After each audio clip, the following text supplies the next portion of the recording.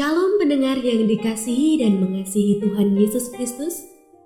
Kita berjumpa lagi dalam program Waktu Teduh bersama Renungan Harian terbitan Yayasan Gloria. Mari kita siapkan hati untuk mendengarkan firman Tuhan. Izinkan Roh Allah memberi kita hikmat agar kita dapat semakin mengenal, mengasihi, dan memuliakan Tuhan setiap hari.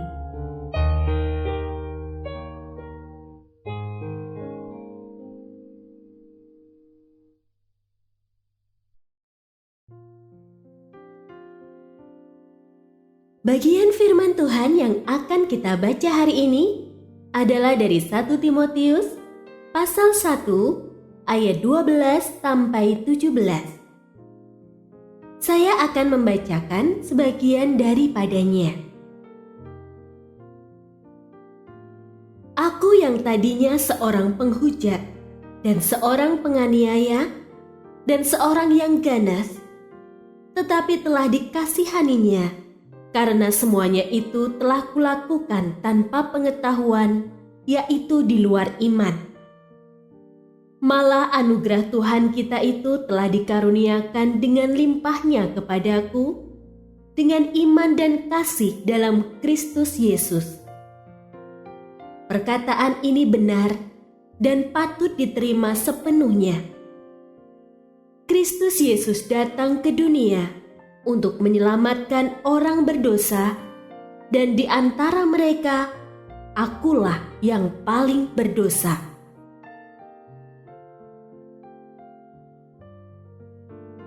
Pendengar yang mengasihi Tuhan, ayat yang kita renungkan secara khusus hari ini adalah dari 1 Timotius pasal 1 ayat 16. Tetapi justru karena itu aku dikasihani, agar dalam diriku ini, sebagai orang yang paling berdosa, Yesus Kristus menunjukkan seluruh kesabarannya.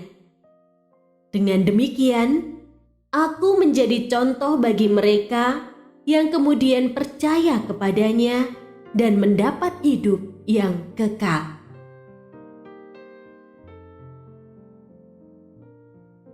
Renungan hari ini berjudul Anugerah Melahirkan Syukur. Demi menjaga popularitas dan pencapaian yang telah diraih, beberapa tokoh terkenal memilih untuk berbohong, mengingkari kisah kelam mereka, menutupi kekurangan dan keburukan mereka pada masa lalu. Hal berbeda terjadi pada Paulus. Paulus tidak menutupi latar belakangnya sebagai seorang penganiaya jemaat Allah yang ganas. Perubahan dari masa lalunya yang kelam juga tidak diikuti dengan kesombongan.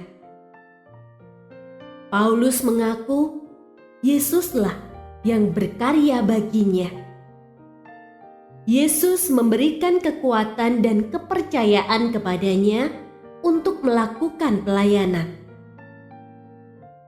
Paulus menyadari bahwa Allah melalui Yesus mengasihani dirinya sebagai orang yang paling berdosa.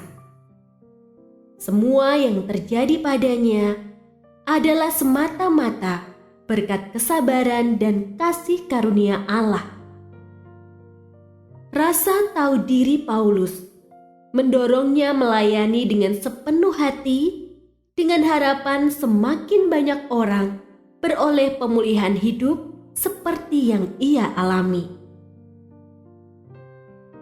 Seperti Paulus, kita pun harus mengakui masa lalu yang penuh dengan dosa. Sebagai gereja, kita adalah kumpulan orang berdosa yang dipanggil untuk menerima kasih karunia Allah. Karena itu, jangan sampai kita menjadi lupa diri bahwa pengudusan kita bersumber dari kasih karunia Allah, bukan kekuatan kita. Kiranya anugerah Allah melahirkan ungkapan syukur yang memampukan kita bersikap rendah hati. Alih-alih merasa paling suci, menjauhi orang berdosa, sulit mengampuni, sulit mengasihi, dan mencari kesenangan diri, mari kita persembahkan hidup untuk melayani Tuhan dan sesama. Menjadi saksi Injil supaya banyak orang merasakan kasih karunia Allah. Orang paling berdosa yang mendapat kasih Allah menjadi contoh agar banyak orang percaya kepadanya dan beroleh hidup yang kekal.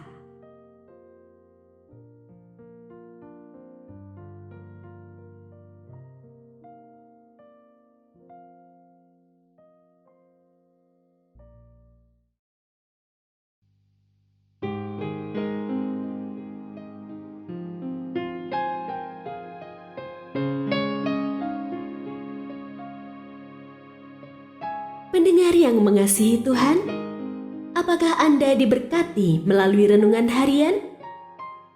Jadilah berkat dengan mendukung pelayanan kami. Dukungan Anda dapat disampaikan melalui rekening Bank BCA nomor 456500088880 atas nama Yayasan Gloria. Informasi lebih lanjut mengenai renungan harian dapat dilihat di situs web kami renunganharian.net.